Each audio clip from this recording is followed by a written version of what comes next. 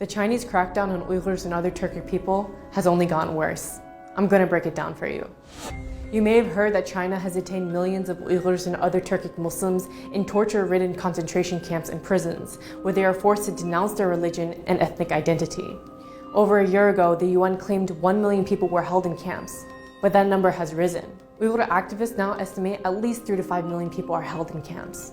What you may not know is that this is all happening in an occupied nation called East Turkestan, or what China has renamed to as Xinjiang. In fact, Xinjiang means new colony. China calls the people of East Turkestan ethnic minorities, despite them being natives of the land for thousands of years. After occupying the land in 1949, China has been attempting to slowly wipe out the nation. China calling us ethnic minorities is their attempt of erasing us, because for the longest time, we were actually the majority of our homeland. Many people identify this as an act of cultural genocide, and it very much is. China is wiping out East Turkestan's history, including the fact that we are an occupied nation, its language, culture, and influential leaders. China is destroying our mosques, homes, and even graveyards and turning them into museums, parks, or parking lots. But this is all much more than a cultural genocide. There is ample evidence showing that it is physical too. There have been numerous reports of death, torture, forced sterilization, organ harvesting while prisoners are alive, people being drugged with unknown substances that cause memory loss and mental derangement, rape, and forced abortions.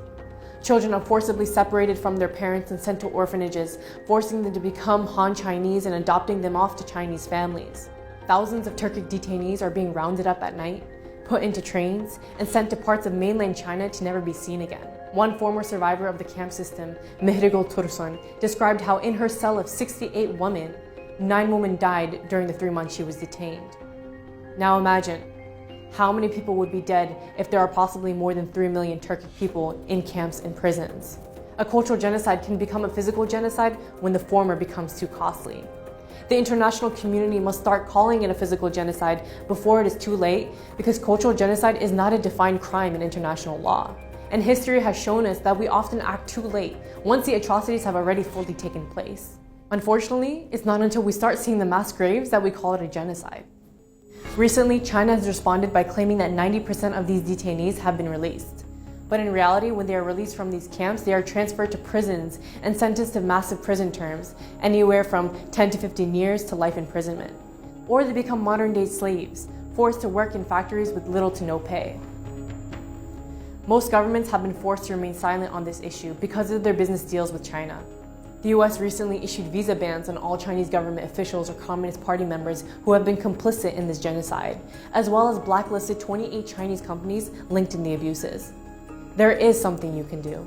Call your representatives to support HR 649, or the Uyghur Human Rights Policy Act, a proposal aimed to hold China accountable for their actions and to end the abuses occurring in East Turkestan.